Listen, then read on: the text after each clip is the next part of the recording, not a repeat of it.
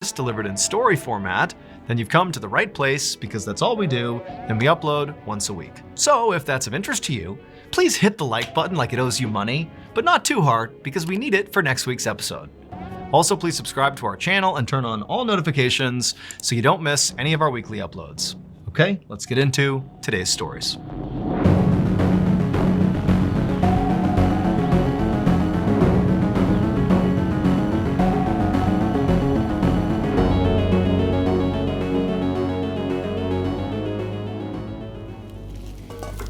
On the evening of December 24th, 2001, a 48-year-old businessman named Kevin Butler was in his kitchen inside of his home in Dallas, Texas, preparing food.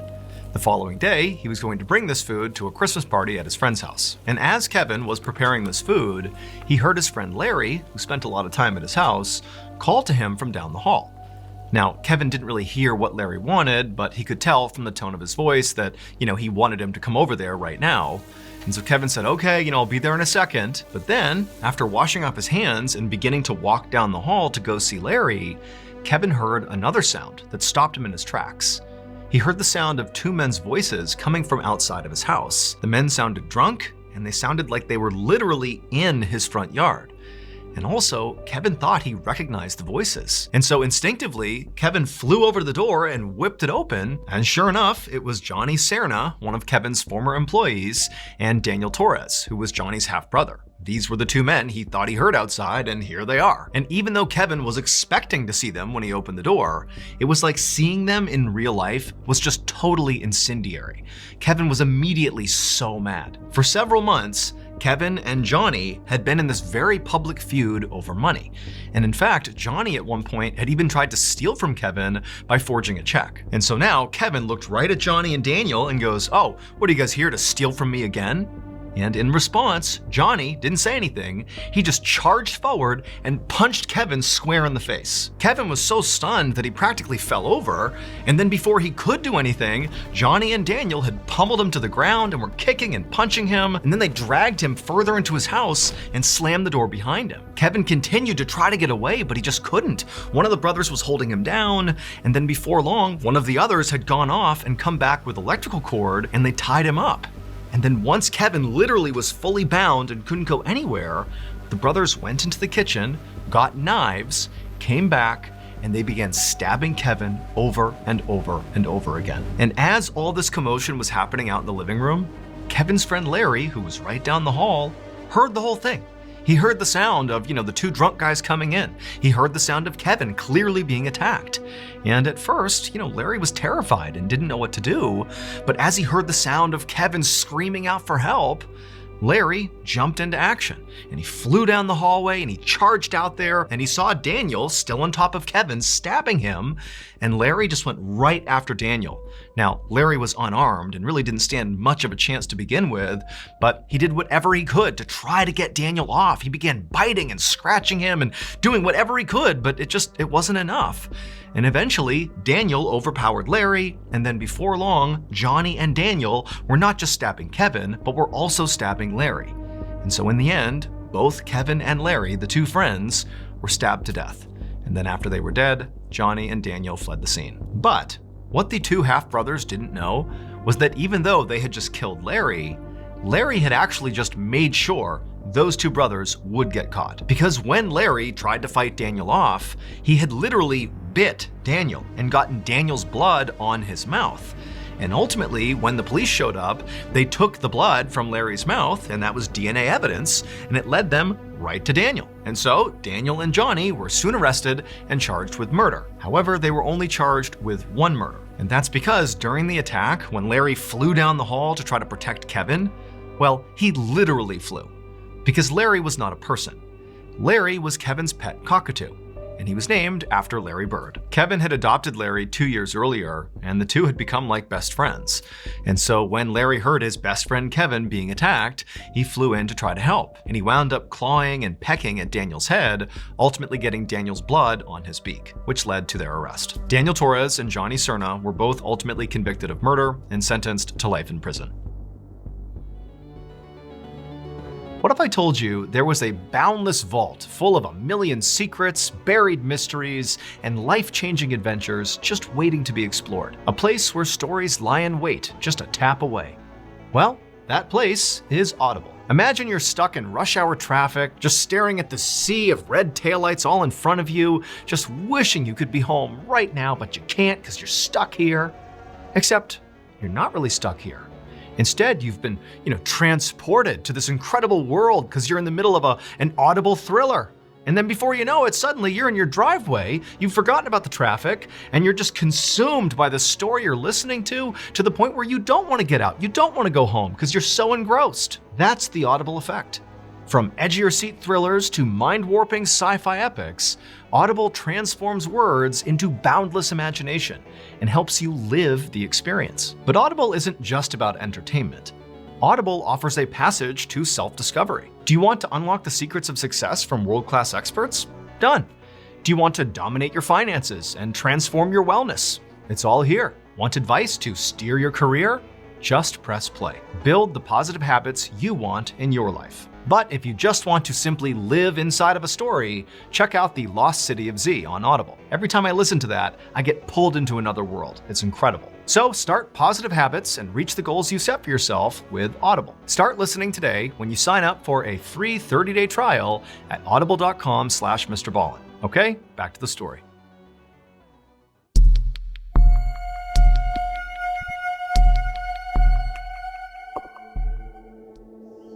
At 6:30 p.m. on July 29, 2023, a 15-year-old girl named Talia Davila Diaz stood right outside her back door of her house, staring out at the thick, dense, shadowy rainforest that was her backyard. Talia lived in a tiny, isolated village in Peru that was literally in the middle of the Amazon rainforest. So as she was looking out, she would have seen these huge tropical trees and heard the sound of howler monkeys and exotic birds and animals moving all about, and the air would have been really thick and humid. But she wasn't thinking about any of that. Instead, she was focused on this grapefruit tree that was only a few yards away from her house.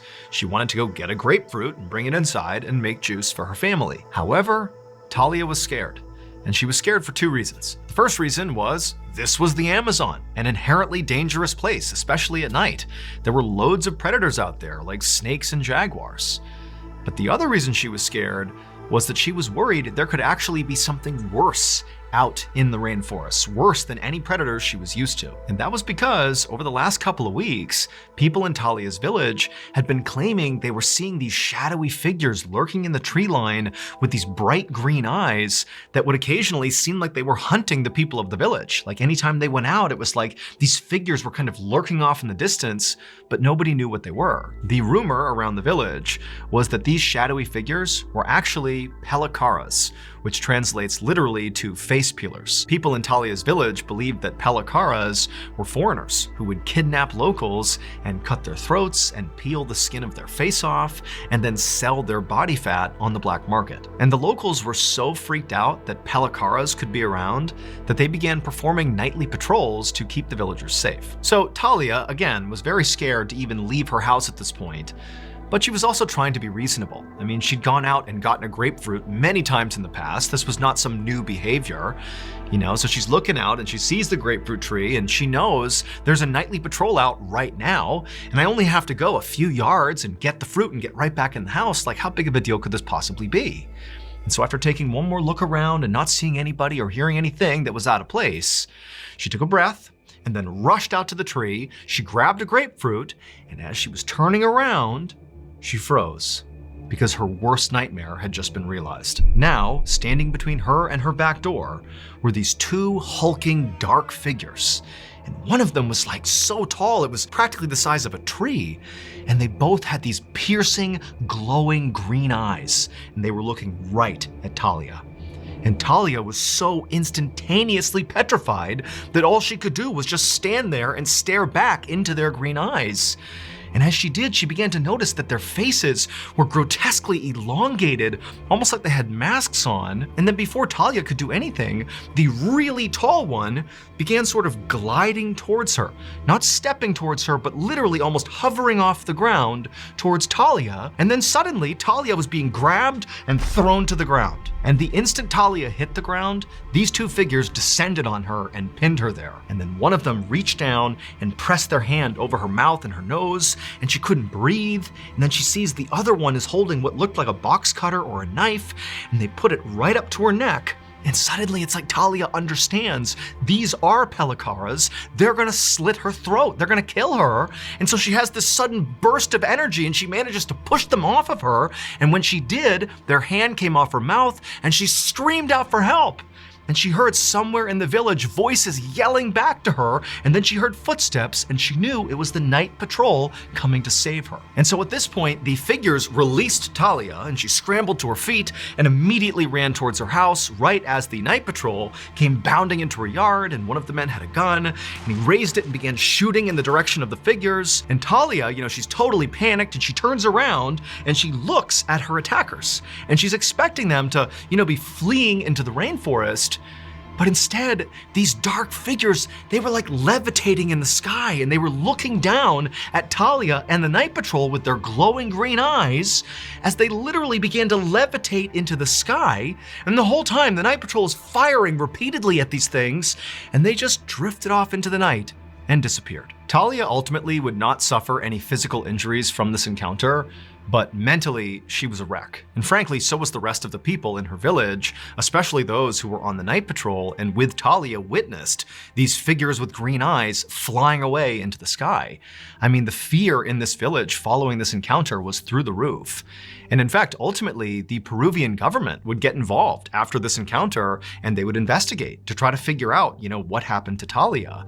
And they would ultimately conclude that there was an illegal mining operation happening somewhere in the rainforest, and some of these miners, in an effort to scare people away from coming anywhere near their operation, they got their hands on jetpacks, wore armor and masks, and then went into villages like Talia's and basically pretended to be aliens and then did, fly off on their jetpacks.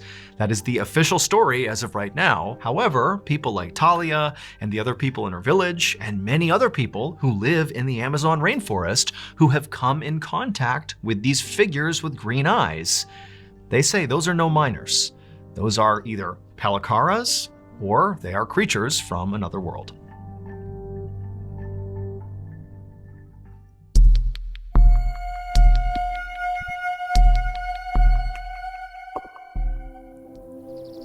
On the afternoon of May 21st, 1974, a 39-year-old man named Pilar Gomez walked through a forest in Argentina. In his hand was a machete and an axe. And as he walked, he used the machete to clear brush, and then eventually he reached this huge tree, and he put the machete down, gripped his axe, and got ready to chop it down. However, before Pilar took his first swing, he looked up and he noticed pretty high up on this tree were these very deep claw marks right into the bark of the tree. Now, at first he thought, oh, that's gotta be, a bear's claw marks. But the more he looked at it, the more he realized that would have been an enormous bear to leave marks like those. I mean, these are deep and wide claw marks. Now, Pilar was a professional lumberjack, and he actually lived in this section of forest. He owned this plot of the forest. His cabin was only a few yards away, and he was used to coming in contact with the wildlife, like bears. Now, his friends and family thought he was crazy for living out here. I mean, his neighbors were miles away, he didn't have a phone or a car, he lived totally alone. And so, in virtue of living in this isolated forest, Pilar routinely came across animals that lived out here, like bears. And it didn't really frighten him. He sort of understood that's part of living out here. But he knew his friends and family thought he was totally crazy for living out here. And not just because it was so isolated, not just because he didn't have a car or a phone and was totally alone basically 24/7, but because, according to local legend, this particular forest was effectively haunted. There were these apparent unnatural huge creatures that roamed this forest and would prey on people like Pilar. But Pilar didn't believe in any of that nonsense. He knew that, as he looked at these claw marks, this has to be a bear. This is not some huge unnatural creature that's completely made up. And so Pilar just went ahead and began cutting this tree down. And right as this tree smashed into the ground, making a thundering boom, at the exact same moment, basically right behind Pilar, he heard this horrible growling noise, like a huge animal was basically coming up right behind him. And so Pilar, he whipped around and looked, but there was nothing there. it was just a wide open forest. Everywhere he looked, it was just trees, nothing else. And so Pilar began to think to himself, did I even hear that? I mean, could I really have just been hearing the sound of the tree hitting the ground that somehow also sounded like a growl behind me? Like, am I, psyching myself out here? Am I creating stories in my head because I'm thinking about those claw marks? And he was like, you know what? It's all gonna be in my head. I didn't hear anything. I'm all alone out here. I'm safe. I'm good. And so Pilar just got back to work processing this tree. For the next couple of hours, he didn't see or hear anything strange. He just continued to chop this tree into smaller pieces, and then he would carry those pieces right over to his cabin, which again was not far away, and he stacked up this huge pile of lumber right beside the side of his cabin. And then finally, when the tree was all processed and Pilar was back in his cabin, he realized he was pretty hungry. At this point, it was getting dark outside and it was time for dinner. Typically, Pilar would eat his dinner outside. He enjoyed listening to the crickets and just feeling the warm night air, and tonight was no exception. So he grabbed some stew from the night before, he went outside, and outside he had this table that was right next to his cabin, and then just beyond the table, farther away from the cabin, was this wood stove. And so he got the wood stove going, and then he put his stew on the stove to warm up, and then he sat down at the table, and he just sat there, enjoying the night, waiting for his food to be done. And as Pilar just sat there relaxing, he suddenly realized that he couldn't hear any crickets. They had gone completely silent. And then as he looked around at the dark forest, he realized the forest was actually silent. I mean, there was no noise whatsoever. The only noise was his stove. And Pilar knew that the only time the forest got this way was if there was some big predator around. And so right away, Pilar thought back to the claw marks in the tree and, that growling sound that he wasn't sure if he heard or not. And he's thinking, maybe the bear is back. And so Pilar scanned the tree line, trying to see movement. But there was nothing. It was just deadly silent and just a dark forest in all directions. And so feeling really unsettled, Pilar decided he should just go back inside his cabin and eat in there where it was more safe. And so Pilar stood up and he walked towards his cabin and he was about to go inside when he remembered he had left the stove on with the stew on top warming up. And so he turned back around and he looked out at the dark forest and it's still totally silent. He can't see any movement. And as quick as he could, he walked past the table, out to the stove, he shut the vents in the stove, and he was about to grab the stew to go back inside with it, when something really powerful struck him in the back, knocking the wind out of him, and then before he could react, he looked down and he saw this massive furry arm with sharp claws reaching around him, pulling at his midsection. It was the bear. And so immediately Pilar began thrashing, trying to get away, and he managed to kind of stumble forward, and his machete was on the ground near the stove. And he fumbles down, he grabs the machete, and he wheels around to strike this bear to get rid of it. But the second he saw the bear, he realized it wasn't a bear. And instinctively he knew he just had to run. And so he turned and began sprinting towards that lumber pile he had cut up before right next to his cabin. And as he was scrambling up this pile, he could hear the sound of this thing running towards him. And then he felt another explosion on the side of his head. And even though he now has been wounded, probably gravely, it was like all adrenaline. And he kept going up the lumber pile and he clambered onto the roof of his cabin. Then he turned around, getting ready to fight as best as he could, whatever this thing was. But when he looked out, this thing was just gone. The forest was deadly silent again and there was nothing out there. And so as he's sitting there kind of looking around, waiting for this thing to pop back up again, he reached up and he felt the side of his head and his ear was missing. This thing had ripped his ear off when it hit him in the side of the head. Pilar would remain on the roof of his cabin all night, just constantly scanning, looking for this bear creature to return. But it didn't. The forest just remained totally silent and nothing happened all night. And then finally in the morning when the sun began to come up, the forest kind of went back to normal. And at that point, Pilar is kind of delirious from blood loss and the impact to his head. And he knew he just had to get out of here and go get help. And so he climbed off the roof and then he ran about a mile to the nearest building, which was this woodworking shop. And when he got there, there were a couple of people there. And when they saw the state Pilar was in, they didn't need to be told that he needed to go to the hospital. They just instinctively put him in the car and drove him there. After Pilar was stabilized and his wound was treated and he was sort of in recovery at the hospital, the police showed up to interview him to see what happened. And Pilar would tell them the story about how, the day before he had seen those claw marks in the tree and then he had heard that loud growling sound behind him, or so he thought. And then that night, this bear had attacked him at his cabin and he said at some point he had broken away and grabbed the machete and he turned to defend himself and he got a good look at this bear. and it was at least 6 feet tall. It was covered in black hair, had sharp claws. I mean, it was every bit a bear, except its face. It wasn't a bear's face. It was a human face. Now, to this point, as Pilar was telling his story, one of the police officers was taking notes. Everything Pilar said, he was writing it down. But when Pilar began talking about the bear with the human face, the officer just stopped taking notes, and the officer said, that can't be true. There aren't any bears with human faces. But Pilar, he's like a rugged lumberjack who lives in the forest by himself. And he's telling these officers, I know how crazy this sounds. I know it's not realistic, but I'm telling you what I saw is this bear with a human face. That's what I saw. But the officer just 100% did not believe him. And ultimately, this went down as simply a bear attack, and that was it. The case was closed. However, despite what the police said, since the attack on Pilar, there have been at least 30 people who have come forward to say they either saw firsthand or were attacked by this bear-like creature with a human face in that forest in Argentina. Sightings are so common that locals even came up with a name for this creature. They call it the Ucumar. And to this day, nobody has any idea who or what it is.